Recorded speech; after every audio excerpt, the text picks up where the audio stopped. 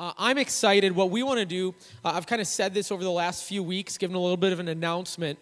What our plan is for this morning is I love baptism Sundays, and one of the reasons why I love baptism Sundays is it gives us a chance just to hear what God's doing in people's lives. And I don't know if there's anything as exciting as hearing what God's doing. And so Pastor Aaron and I have been talking. We're like, we need to find more ways to be doing that besides just baptism. But I have like a little bit of, borderline PTSD of growing up in a church where like, they're like, all right, let's hear what's going on in your life. Here's a microphone. We're just going to pass around the room. And you have no idea what is about to be talked about. And half the time you're like, that's amazing. And the other little bit of time you're like, that I think was gossip. And then another one happens and you're like, that was just straight slander about the person next to you. You're just like, I don't know what's going on here anymore. Okay, we love hearing what God's doing in people's lives, but we wanted to think about, okay, how can we do this in a way that's going to draw out people's stories and things like that? And so we actually have just finished up. I think everybody except maybe one life group has finished up their fall semester of life group stuff, and we had gone through practicing the way. Every single group. Usually our groups grab different things, and whatever somebody wants to lead, whoever wants to lead one, whatever they want to kind of lead, and we have them on all different nights of the week. That's typically what that looks like. And this fall, we did a sermon series called Practicing the Way, going through a book that was called Practicing the Way, and just like it really was about what does it mean to follow Jesus? Not what has maybe America in 2024 said that it means to follow Jesus. What did it mean scripturally? What did it mean 2,000 years ago? What did it mean when Jesus said, hey, come follow me? And so we did a whole chunk going through that, and then this life group series where everybody went through the same things, and it was incredibly challenging. I don't know about you guys. I was in a group that was meeting on Tuesday nights it was actually at Katie's house. She's going to be one of the people up here today. And it was just incredibly challenging to go through that. And so we have kind of asked a few people who specifically, one of the reasons why I've asked the people we have is they all stepped out and led a life group for Practicing the Way this last fall. And I believe, correct me if I'm wrong here, guys, that this was the first time any of you guys had led a life group. No, that's right. Mike had done one. Yep, I remember that. Mike had done one previously because I wanted to be in that one too. And it was on a night I had something else going on. But for Katie and Jonathan, first time, and I know like anytime someone's like, hey, I'm going to lead a life group, it tends to be a big step and something that's kind of intimidating. And so we want to just kind of hear a little bit about not just that though, but what has God been doing in your life. And so I'm going to have Jonathan, Katie, Mike, if you guys would come up. Why don't you guys welcome them up to the stage?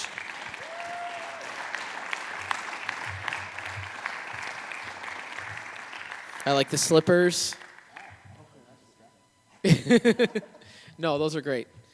And so, okay, this is going to try and be a little bit more relaxing, but I know that for a lot of people, the second you step up on stage, like the idea of relaxing is just gone, right? You're just like, okay, let's do this.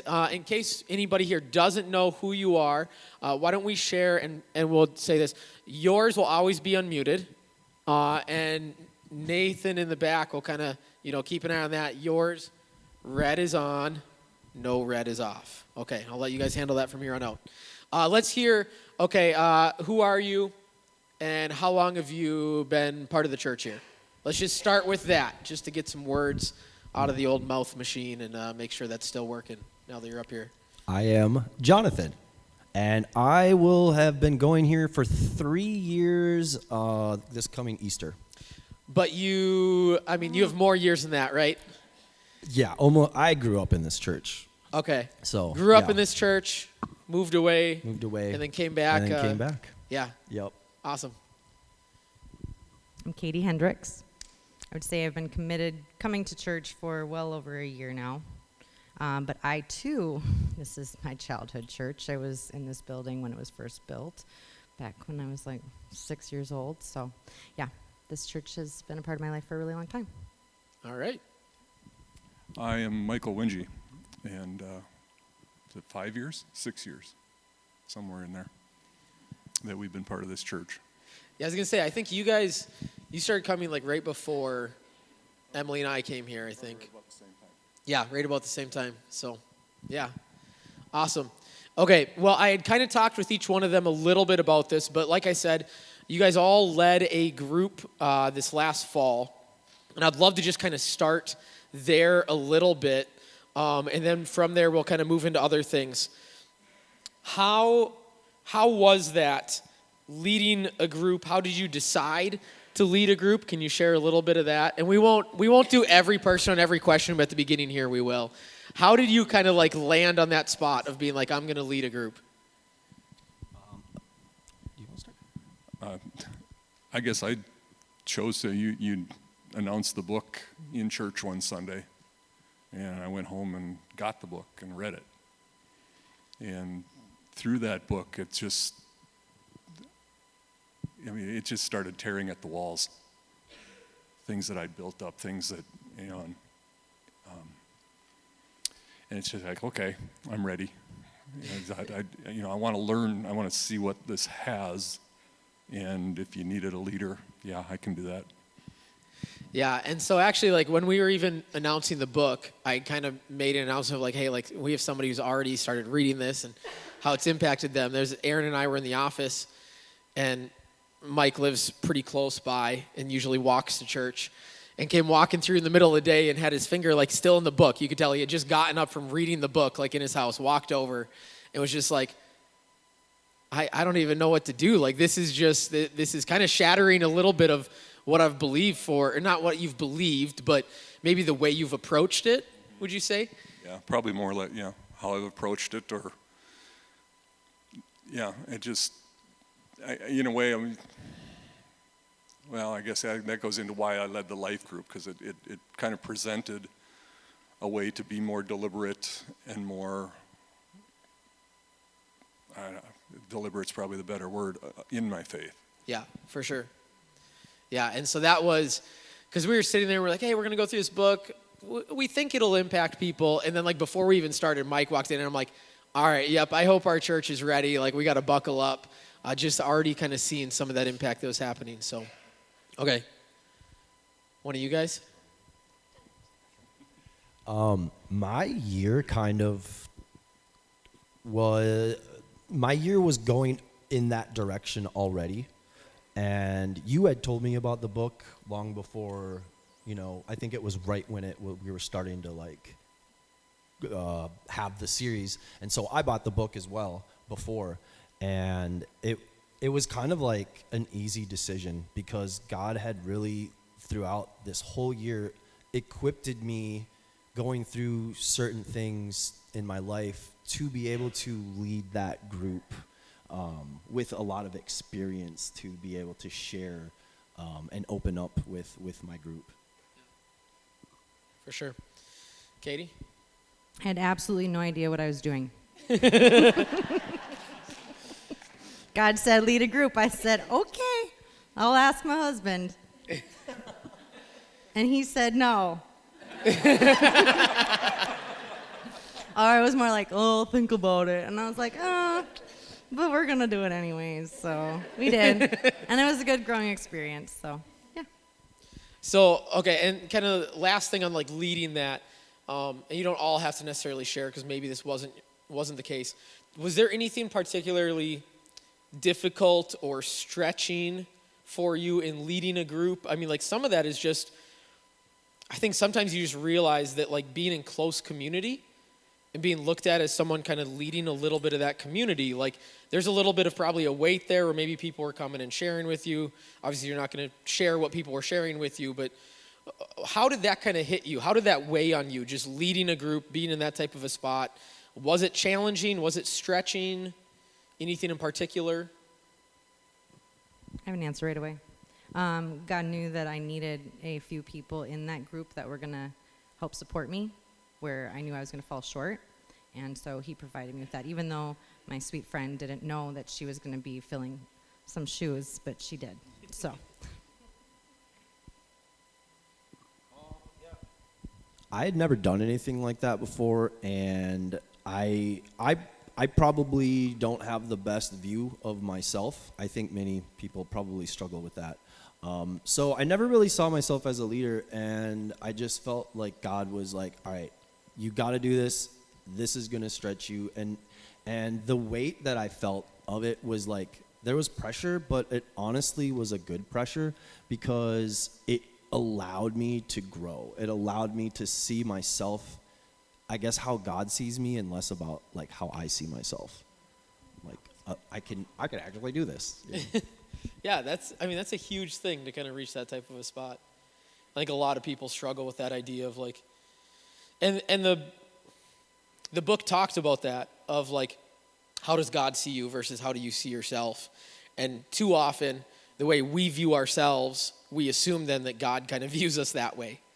Instead of going the opposite there of like, oh, that's how God sees me, maybe that's how I should see myself as well. And yeah, that was very challenging.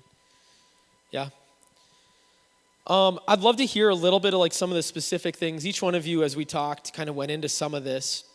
Specific things from the last 3-4 months, from the study, from the life group, kind of all the above, of how it really kind of impacted you the most. And so, Katie, you kind of talked about the importance of community. Talk a little bit about that. What was your view of community, and has that changed? What is your view of community? Just kind of the need for other people, close people in your life. And not just maybe like the friends you've had forever, but people that you intentionally are choosing who are other like followers of Jesus to say, hey, I need you in my life. Well, that sums it up. I think through a lot of the healing process that I've been having to go through, the biggest thing has been the community and just how much more God can move when you are in conversation and having intentional conversation about what it is God's wanting to do in your life, and just like blessing that time together. And I know that I just walk away feeling so much more fulfilled with the new relationships that I have, the new community that I have around me, versus the people that I once thought were my community. So yeah, it's been a true blessing, and that is just one thing that I would really strongly encourage you to find your people. People that you can trust, that you can be extremely vulnerable with, and know that they're going to love you unconditionally and hear you. It's wonderful. How do you find that? I mean, if someone's sitting here today and they're like, that sounds great, I love that. Yeah. But every time I try, I feel like I put myself out there and it's a struggle. Honestly, it was God. God worked for me. Early on in my journey, I just said, please put a woman in my life that is going to pour out on me. And that was just my prayer. I said it, a few times. And I came to church, and there was this lovely lady working in the cafe, and I was like, there she is. Susan Miller. She's been my person. So, and I asked for her. Yeah, I prayed for her. So just seek the Lord, and if it's His will that you're going to have that person, He's going to put that person in your life. But you have to be open and see it and know it. So I was just going to say, like, what role of this is ours? Mm-hmm. Like, were you praying and God just like dropped somebody, or you had to be a little bit more intentional? Mm-hmm. You had to kind of put yourself out there and maybe even be like, hey, would you get together? Would you spend some time together? I don't remember. It just happened. We did, I did join your life group, and I volunteered for the cafe, so I think that's how our connection first started. And then when my brother passed away in April, she was extremely persistent with me, even when I turned her down. I mean, a couple of times she was like, oh, the ball's in your court, Katie. But we eventually just made it work, and I make the time for her, and it is extremely rewarding and has been just a true blessing. Sorry to put you on the spotlight there, Susan. Well, that's awesome. Like, we say this a lot here, and maybe you're newer, maybe you haven't heard it yet, but like, often we'll talk about if you want to get connected, you want to find community, there's 2 places we always point people to. Life groups, which life groups like start, at various times, and that can be intimidating. Sometimes the easier one is serve teams. And it's not a gimmick being like, hey, they're like, well, they just want me to serve. That's really all that's going on here. No, like that is where you often will first start to rub shoulders with people, get to know people. And so that's cool to hear that. And then, okay, we're going to stay on you for a little bit longer here.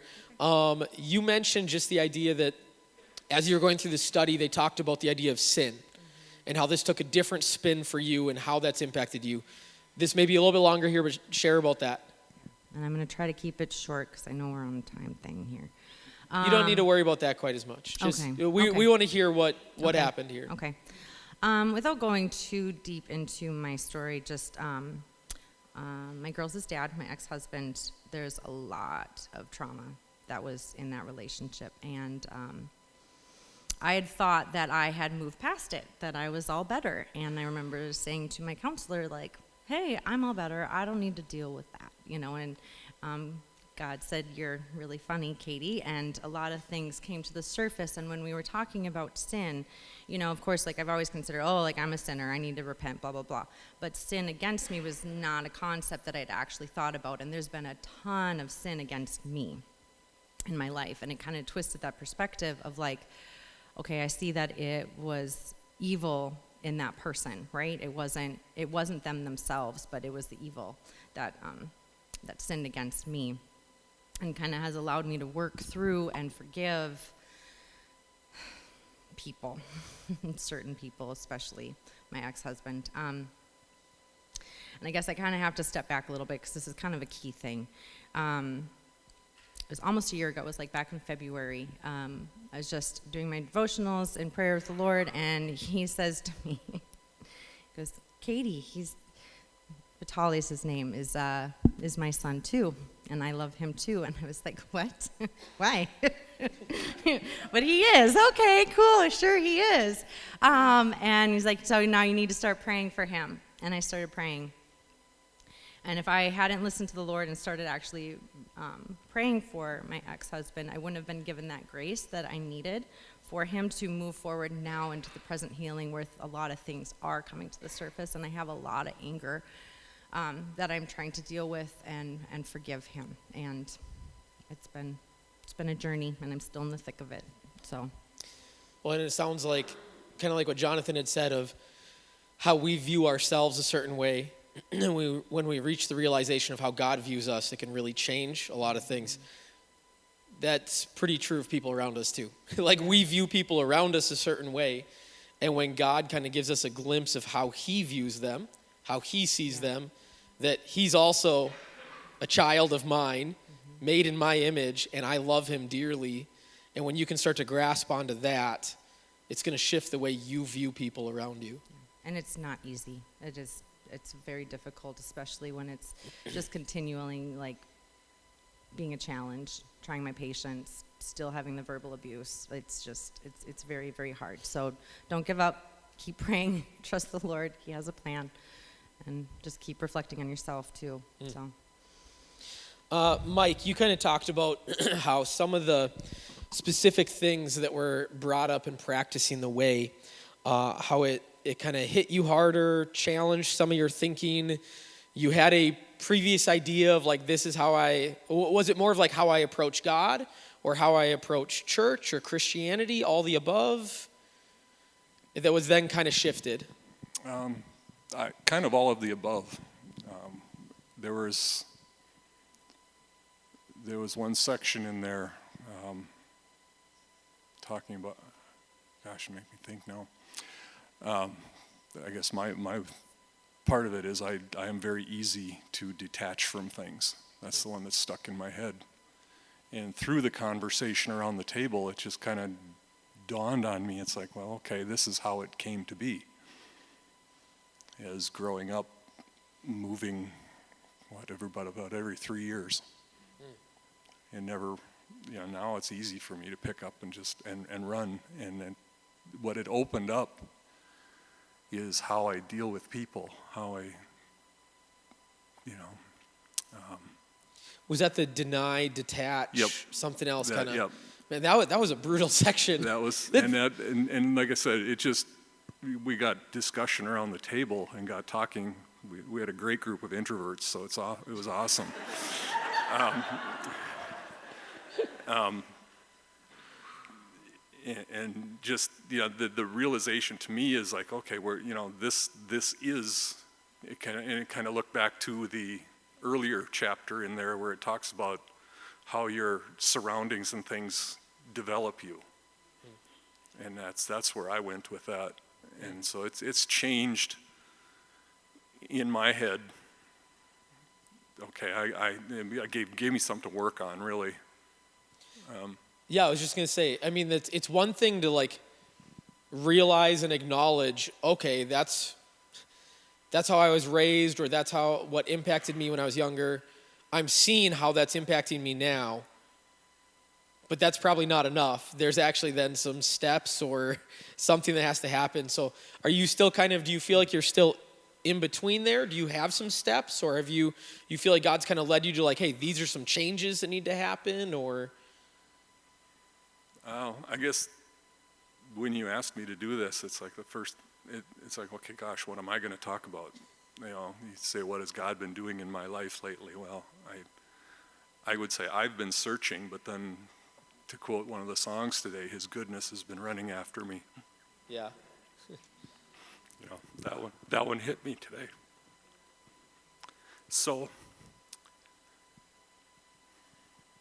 it just, and I don't know that I have steps with it yet, but it's a goal, working on that. Yeah.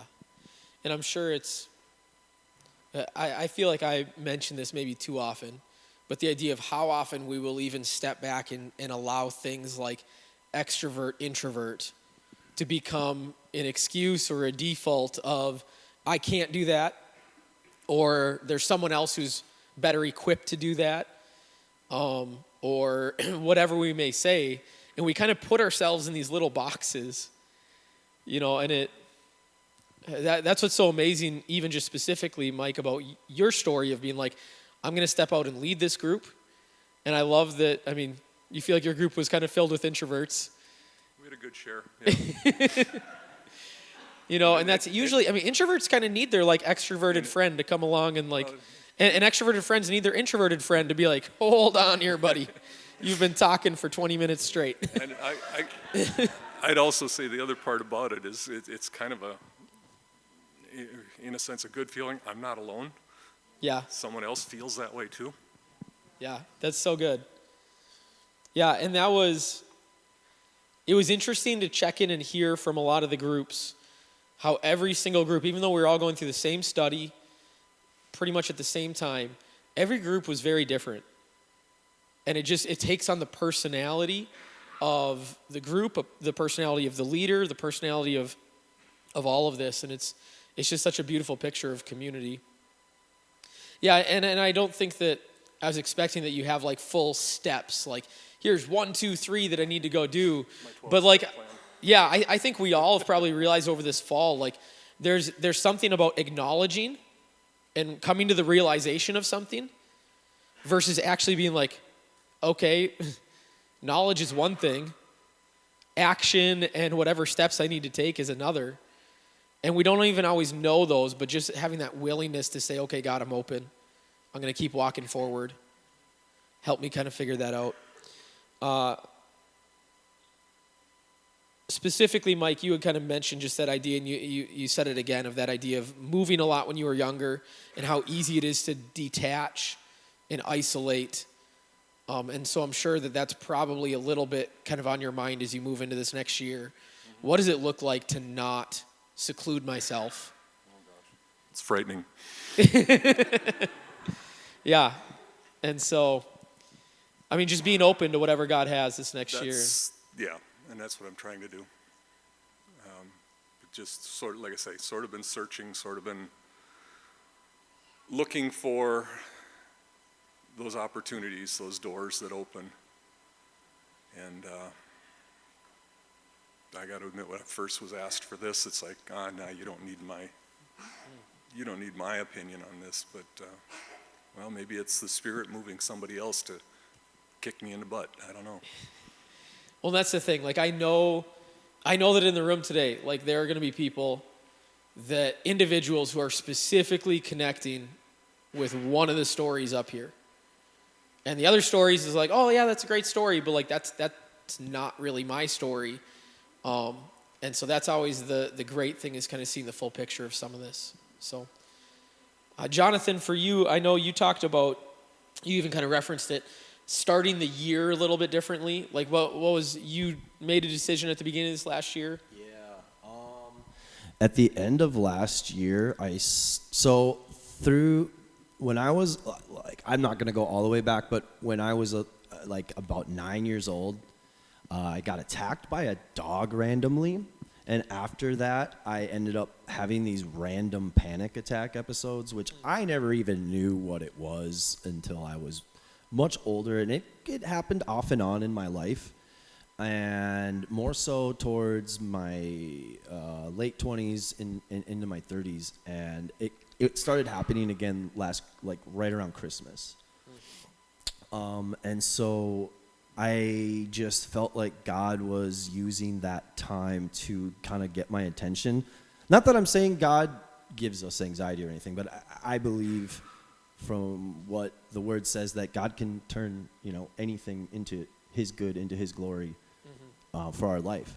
And so it really just, I didn't have a choice. I was like, I'm either going to go insane and commit myself, or I'm going to get serious and follow God in my life. And I just felt him telling me, this is the time, get closer, with my word, learn about me. Because I think growing up in the church is awesome, but at the same time, it made it too familiar in a way that I almost took it for granted. You know what I mean? For sure. So I started on the path of dealing with why I have anxiety and dealing with my emotions that I wasn't dealing with, that I didn't realize were all stuffed in there. And It's crazy how everything's linked together inside of us. right? God and God has moved so much in that way in my life by walking forward in faith in those steps. It was a lot of therapy for me to go through that, and then the book came up, and it was the Lord's perfect timing. I told my group this almost every week, that God, sometimes we don't know why we go through things, and then all of a sudden we get to this point and we're like, oh, you wanted me to lead a life group, so now I have all this. Yeah, so that was kind of that moment for me. Yeah, it's it's great to have a ton of emotional baggage to talk about when the emotional baggage comes up. Exactly. Yeah. No, I think for anybody that was in one of the groups this last fall, and we've been talking about this a ton. Let me just say this: if you were not around this fall, or you did not get into a group, you did not read through the book, I would challenge you, order this book before the new year. Start your new year, jumping into it. It's called Practicing the Way by John Mark Comer. We did a whole series on it. You could go back and listen to kind of parts of that as we led up to it. But it really was just I think even a little bit of what you said, for those of us that maybe have been around God a whole lot in our life, around Christianity, maybe it was a church like this, maybe it's a totally different type of church, maybe you were just raised in a family, it did a really good job of shaking off the apathy and just all the things that became so comfortable, and we knew all these things, it really just brought you back to square one of, do you actually know what you think you know? How much of that is actually scriptural versus just tradition, and some of those things. And some of it was challenging, and I know probably in every one of the groups we'd say, there were different things that were talked about in there. We're not always going to agree with every single approach on everything. But there was so much in that I think really challenged me, and I just heard that over and over from people. Kind of a little bit of what Mike was saying of just all these things that I'd always approached God, church, Christianity this way, and now all of those are kind of being shattered a little bit, and I'm getting a new lens of how I see this. So yeah, that's huge. And then Jonathan, talk a little bit about stepping into leadership roles and then just kind of stepping into community, those two things. How has that kind of shaped you as well as you've walked through this?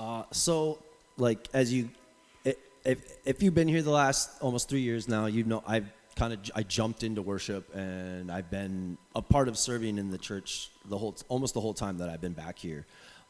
That's because I had been praying for a drummer for 2 years. And I told Jonathan you walked through the I- doors, and I'm like, hey, you play a lot of instruments. You must play the drums. No, I don't play the drums. And I said, well, today's your lucky day. Now you do. I said no. I was claiming that. I'm like, you are the answer to my prayer here. I don't really care what you say. You don't have a choice anymore.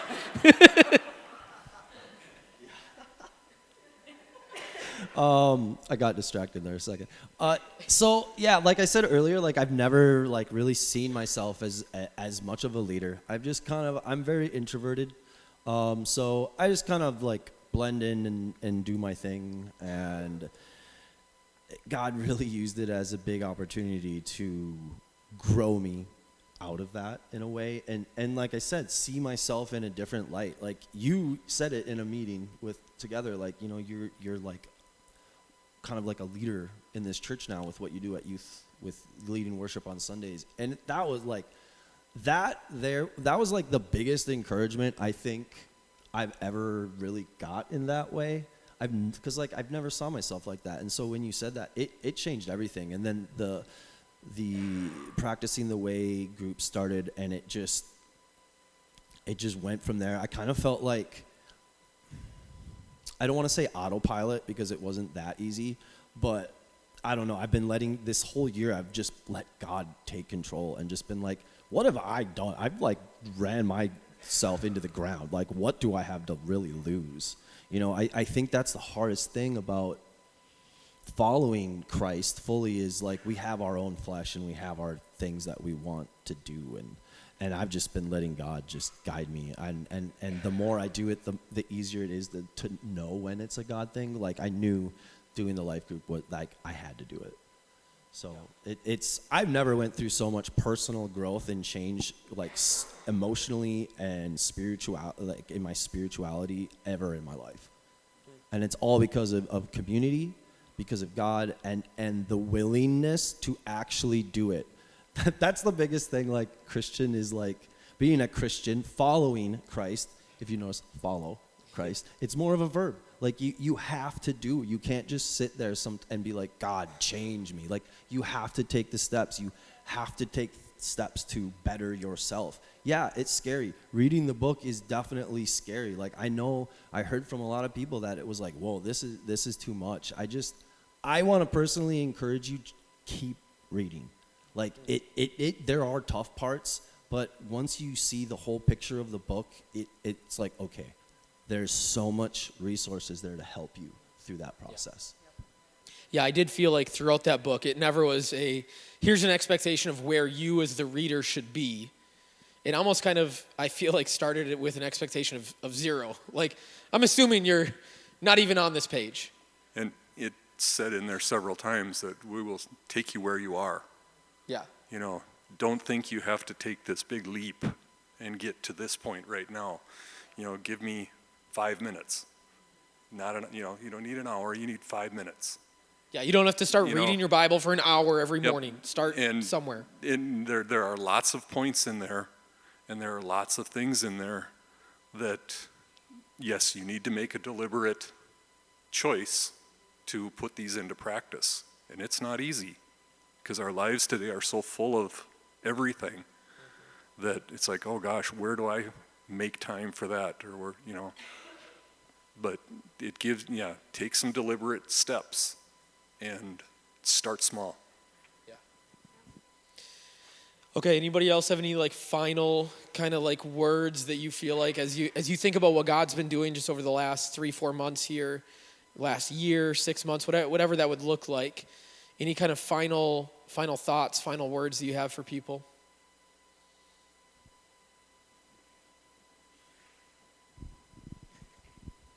I always got something to say. Are you an introvert or extrovert? Hello. I'm asking. I'm very 'cause much sometimes of an extrovert. I was going to say, I get love surprised people. sometimes. I make best friends with everybody. Doesn't matter. There you go. Yeah. No, I'm definitely extrovert. But I like to be introverted. I'm finding I like my quiet time too. Yeah, I don't think it's as simple as just one or the other. I'm realizing that. Oh, no. If I don't get my good like 30, 40 minutes of like no one in the morning with my coffee, Yeah, and the day just starts out so bad. If my husband's up, I'm like, you are ruining my routine. Go back to bed. It's true. It's true. So I would say right before Christmas, like, I'm so heavy. God's putting me through this like healing, and then he goes far, far away from me. And it was so hard. I was like, excuse me, you've put this in front of me. I'm hurting, I'm angry, I'm emotional. And now I feel so forsaken, but I did not stop. So you have to continue seeking the Lord. Like, even if you don't feel his presence, even if you're not hearing him in those moments, he needs to see you be faithful to him and continue showing up for him. It's just like in a relationship. If you're married or have a significant other, if you're fighting, like, yeah, you're not going to be in a happy place, but you're not going to give up on that person. So why would we give up on the Lord when he's putting us through something that we have to learn through? So That was pretty much what I had to say. Like, Ditto. I went through the same thing. I don't know. I feel like maybe the group was such a mountaintop moment that after it ended, I was like, oh, well, now what? And that, yeah. I really just want to encourage everybody, no matter where you are in your life, like, Christ accepts us. Like, he's right there waiting. And it's up to you. It's really up to you. And it's not easy, but making sure that you're connected into a community and you find, as Katie said, your people, like, it's amazing how God can change you. A year ago, I was worried, like, that there was something wrong, like, with my brain, that I should go, like, get it checked out, because I couldn't get away from, like, having panic attacks, and that is gone. Like, the Lord has completely just changed my life that way. So don't give up. Don't ever, ever, ever give up. God is always faithful. Yeah. Well, then here's what I want to kind of challenge all of us with. As we end 2024, we get ready to go into the next year, just to be intentional, to like find something to actively be thinking about, what does it look like for this next year to be different. I think a lot of us can leave a year and be like, yeah, I hope next year's better than the last year, but I don't think it's as simple as just like wishful thinking. I hope next year's better than last year. I don't think it's just optimism. I think that there's more of, again, kind of the hope that we talked about in Advent, where it's like, I'm going to look at what God's done in the past in my life, and I'm going to allow that to drive me to the future and say, okay, God, if you've done this, then I believe that you can still do this, or you can do this over here. And so I just want to challenge you, like, what does it look like for you as an individual, for you as a family, to be intentional? We have one family in our church that, how long, Mark and Beth, have you guys been doing the, like, pick a word type thing? How many years? I mean, you could count all the words on the side of your guys' wall. 11 years. For 11 years, they kind of spend some time praying. Mark, I think, usually is the one kind of praying it and specifically comes up with a word for their family. And they've gone as far as now they have like these kind of, they have somebody, I don't know if you found it through Etsy or what, like making these words that they kind of hang on the wall, and they have a word for the year that they're just kind of allowing that to shape part of what's going on. And I know this year their word coming up is joy, which they have across their Christmas sweaters today. But I went and saw kind of the thing that they have set up for this year with their word, and it's incredibly intentional. It's a trellis, kind of from that Practicing the Way book. And it says joy on it, and it's got some fruit kind of on the trellis, and it's got all these other words on there, all the different practices. And so, but you're being intentional. You're saying as we walk into this year, this year is going to be defined by joy, that there's going to be joy that we choose. And so I just want to challenge you. What does it look like for you to be intentional as you close out this year and enter a new one? What do you need to do in the next couple days here even? Spend some time with God and say, God, what does it look like for me to intentionally give this year to you and for this year to be different, and not just kind of go about with the status quo, but set yourself up in a place where you're ready for change to happen. And yeah, that you're ready for God to be the instigator of that change.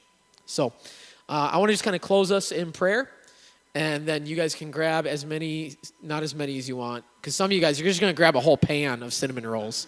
I know you too well, all right? Grab some cinnamon rolls, hang out, talk, and we'll be done this morning. So God, thank you so much just for, Lord, what you're doing. And we heard from 3 stories this morning, and we know that this is just the tip of the iceberg. God, even what we heard, it's the tip of the iceberg of what you're doing in each one of these 3 people's lives. But God, it's the tip of the iceberg of what you're doing in this community. God, we know that for every story that's up here, there's 10 stories in the room of what you are doing in people's lives. But God, this morning, I pray specifically for the person that feels like, I don't have a story. I couldn't be sitting up there and talking about what God's doing in my life right now. And so, Lord, whether that's from being in a place of just feeling like they aren't connected with you, they aren't seeing you move in their life, or God, if that's coming from a place of just a low view of themselves, God, that they aren't worthy of you moving in their life, God, we just pray that that would begin to shift right now. Lord, the way that we view ourselves, the way we view the people around us, it would instead be through your eyes, God, not just ours. But God, we'd see the world, we'd see ourselves the way that you see us. And so, God, we just pray this over this community. We pray that 2025 would just be a year that is a watermark moment, God, just this highest spot that water has sat and left a stain in our life of like, that was a year that God really just got a hold of me, that I surrendered my life to him, and that there was so much change. God, we pray for the people in the room that they are believing and praying for that for someone else in their life. God, maybe it's someone they're close to. Maybe it's a child that, has kind of gone the other direction. God, maybe it's an adult child that is out of the house and they still are just praying over them. Maybe it's a spouse or a loved one, a close friend. God, we believe that the way that you're working in our life, God, you can work in anybody's life that way. And so we are just praying over these situations. God, we bring all of these things to you at the close of this year, Lord, and we love you. You're worthy, you're faithful, you're good. We love you. Thank you, Jesus. We ask this in your name. Amen.